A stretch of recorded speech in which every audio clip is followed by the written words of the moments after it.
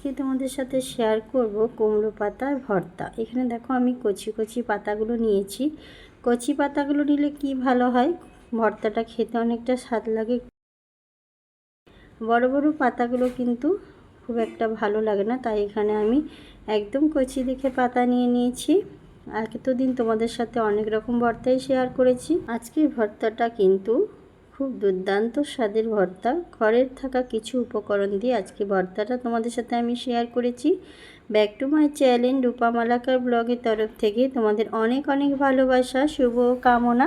যে যেখান থেকে ভিডিওটা দেখছো সবাইকে অসংখ্য ধন্যবাদ। আর যারা ভিডিওটা আমার কন্টিনিউ করেছো একটা লাইক দিয়ে শেষ অবধি থাকার অনুরোধ রাখলাম।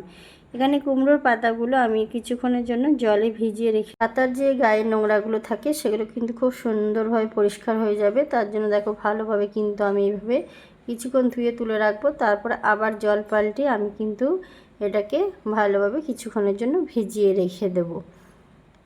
জলে যদি কিছুক্ষণ ভিজিয়ে রাখা হয়, পাতার গায়ে যে নোংরাগুলো থাকে সেগুলো খুব সুন্দর পরিষ্কার হয়ে যায়। এখন কিছুক্ষণ পর ফিরে এলাম। এখন ভালোভাবে কিন্তু আমি অফ ক্যামেরায় 4 থেকে 5 বার জল পাল্টে পাল্টে ভালোভাবে ধুয়ে নিয়েছি। তবে শাকের এই ভর্তাটা কিন্তু একটি বার হলেও তোমরা বাড়িতে ট্রাই করবে। অনেকটা খেতে স্বাদ হয় আর অনেক উপকারী। আর তোমাদের সুন্দর সুন্দর কমেন্ট করার জন্য তোমাদের অসংখ্য ধন্যবাদ। তোমাদের কমেন্ট কিন্তু আমার দ্বিতীয় একটা ভিডিও করার উৎসাহ বাড়িয়ে দেয়। আর যারা নতুন বন্ধু আমার ভিডিওটা দেখছো, সাবস্ক্রাইব করে আমার পাশে থেকো। আমি অবশ্যই তোমাদের পাশে আছি। অফ ক্যামেরায় আমি একটা কাঁচির সাহায্যে ছোট ছোট করে পাতাগুলো কেটে নিয়েছি। আর এই উপকরণ কি কি লাগছে, এখানে কাঁচা লঙ্কা, শুকনো লঙ্কা, পেঁয়াজ, রসুন। আমি 6 থেকে 7টা ছোট ছোট কচি পাতা নিয়েছি। তোমাদের যেরকম পরিমাণের প্রয়োজন তোমরা সেরকম পরিমাণের পাতাটা নেবে। এখানে আমি আমার জন্য একা বানিয়েছিলাম, তাই অল্প করে আমি ভর্তাটা বানিয়েছি। এখন দেখো একটা কড়াইয়ের মধ্যে সর্ষের তেল দিয়েছি। ভর্তাটা কিন্তু আমি সর্ষের তেল দিয়েই বানাবো। এখানে তেলটা গরম হয়ে যাওয়ার পর দিয়ে দিলাম 2টো শুকনো লঙ্কা। তবে তোমরা যে যেরকম ঝাল খেতে পছন্দ করো, আমি কিন্তু শুকনো লঙ্কার ঝালটা খেলে সমস্যা হয় বলে আমি কাঁচা লঙ্কাটা একটু পরিমাণে বেশি দিই, শুকনো লঙ্কা কিন্তু কম দিই। এখানে দিয়ে দিলাম কিছুটা রসুন, যতটা পরিমাণে আমার প্রয়োজন। রসুনটা হয়ে গেছে ভাজা, এখন আমি একটা জায়গায় তুলে রেখে দিলাম। ওই কড়াই দিয়ে দিলাম কাঁচা লঙ্কা, দিয়ে দিলাম কিছুটা পেঁয়াজ। এখন কাঁচা লঙ্কা আর পেঁয়াজটাকে আমি ভেজে নেব। তবে এটা কিন্তু একদম বেরেস্তার মতো না, হালকা কিন্তু ভেজে নেব। এখন আমি কিন্তু ভালোভাবে নেড়ে চেড়ে নিচ্ছি যাতে পেঁয়াজটা না পুড়ে যায়। তা অনবরত কিন্তু আমি নেড়ে চেড়ে নিচ্ছি। আর পেঁয়াজ আর লঙ্কাটা কিন্তু দেখো এইভাবে ভাজা হয়ে গেছে। এখন প্লেটের মধ্যে আমি সমস্ত উপকরণ তুলে রেখে দিলাম। ওই কড়াইয়ের যেটুকু তেল ছিল তার মধ্যে দিয়ে দিলাম কালো জিরে। এই ভর্তাতে কিন্তু তেল বেশি প্রয়োজন পড়ে না।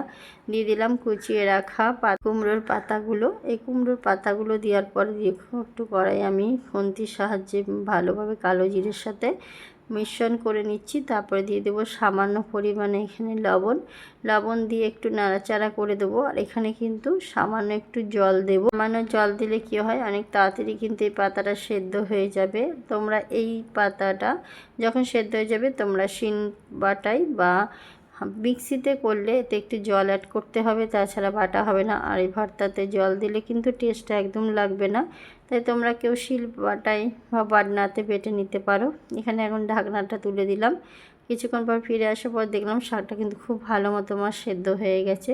এই অবস্থাতেই নামিয়ে নেব। এটা কিন্তু কালো কালো করব না, তবে শাকের যে কালারটা সেটা নষ্ট হয়ে যাবে। তাই জন্য এই অবস্থাতেই আমি এখন একটা বাটির মধ্যে তুলে নিলাম। আমার সমস্ত উপকরণ এখানে রেডি হয়ে গেছে। চলো এখন একটা বাটাতে এটা বেটে নেব। সিল বাটাতে যে কোনো ভর্তা খেতে কিন্তু অনেকটা টেস্ট লাগে। এখানে নিয়ে নিলাম আমি ভেজে রাখা উপকরণগুলো, লঙ্কা, রসুন আর পেঁয়াজ। এগুলোকে আমি আগে ভালো মতো করে বেটে নেব। তবে আমরা কিন্তু অন্য সময় ভর্তা মাখিয়ে বানাই পেঁয়াজ লঙ্কা, তবে আজকে বাটাতে বেটে নিচ্ছি। সিল বাটাতে বেটে নিলে কি হবে, এই পাতার সঙ্গে কিন্তু খুব ভালোভাবে মশলাটা মিশ্রণ হয়ে যাবে। দেখো এখন কিন্তু পাতা আর মশলা কিন্তু একসাথে বেটে নিচ্ছি। এটা কিন্তু একটু সামান্য মিহি করে বেটে নেব, খুব একদম মিহি করব না। আর দেখতে দেখো কতটা লোভনীয় হয়েছে, খেতে কিন্তু তার থেকে দ্বিগুণ লোভনীয় হয়েছে। তারপরে ভর্তার যেটা শেষ, একটু সরিষার তেল না দিলে কিন্তু ভর্তার যে টেস্ট সেটা কখনো আসে না। ভর্তার টেস্ট আনার জন্য কিন্তু যে কোনো ভর্তায় সরিষার তেল দিতেই হবে। এখন সরিষার তেল দিয়ে দেখো হাতের সাহায্যে আমি ভালোভাবে মেখে নিচ্ছি। এখানে সরিষার তেল দেব, আর আমি যে দুটো লঙ্কা ভেজে রেখেছিলাম, একটা লঙ্কা আমি বেটে দিয়েছি আর একটা লঙ্কা এরকম পরিবেশন করে নিলাম। আজকের ভর্তাটা তোমাদের কাছে কেমন লাগলো তোমরা অবশ্যই কমেন্ট বক্সে জানাবে। তোমাদের কমেন্টগুলো কিন্তু আমার অনেকটা ভালো লাগে, তাই তোমাদের কমেন্টে আশায় থাকলাম। আর তোমাদের অসংখ্য ধন্যবাদ আমাকে এতটা ভালোবাসা দেওয়ার জন্য আর আমার পাশে থাকার জন্য। তবে এই ভর্তার সঙ্গে তোমরা কিন্তু চিংড়ি মাছ ভেজেও অ্যাড করতে পারো, তবে আজকে আমি চিংড়ি মাছ দিইনি, আমি এমনি শাকের ভর্তা বানালাম, মানে কুমড়ো পাতার ভর্তা। তোমরা তো অনেক রকম ভর্তা বানিয়ে খেয়েছো, একটি বার হলো তোমরা এই ভর্তাটা বানিয়ে খেও। আর আমাদের বাচ্চারা কিন্তু আজকাল শাক পাতা একদম খেতে পছন্দ করে না, তবে এইভাবে ভর্তা বানিয়ে দিলে কিন্তু বাচ্চারাও খুব সুন্দরভাবে ভাতটা মজা করে খেয়ে নেবে। বাচ্চা থেকে বড় সবার কাছে কিন্তু এই ভর্তাটা অনেক প্রিয় লাগবে। এটা হচ্ছে শাকের ভর্তা, শাক তো অনেকটাই। ভিডিওর মাঝে বা ভয়েসের মাঝে যদি কোনো ভুল ত্রুটি হয়ে থাকে বন্ধুরা ক্ষমা দৃষ্টিতে দেখবে। সবাইকে অসংখ্য ধন্যবাদ আমাকে এতটা ভালোবাসা দেওয়ার জন্য, আমার পাশে থাকার জন্য। সবাইকে অনেক অনেক রূপামালাকার ব্লগের তরফ থেকে ভালোবাসা। আর যাই যেখান থেকে ভিডিওটা দেখছো সবাইকে অসংখ্য ধন্যবাদ আমার ভিডিও জুড়ে এতক্ষণ থাকার জন্য। সবাই সুস্থ থেকো, ভালো থেকো। কালকে একটা নতুন ভিডিও নিয়ে তোমাদের সামনে। ভর্তা ভালোবাসে না এমন কোনো মানুষ নেই, ভর্তা প্রেমিক আমরা সবাই। এরকম ভর্তা থাকলে আমাদের পাতে কিন্তু আর কিছু প্রয়োজন পড়ে না। গরম ধোয়া ওঠা ভাতে এরকম একটা ভর্তা থাকলে দুপুরটাই জমেই যাবে। আজকের মতো এখানেই সবাই কাছে বিদায় নিলাম। সবাইকে টাটা, আর অনেক অনেক ভালোবাসা এতক্ষণ ধরে আমার সাথে থাকার জন্য।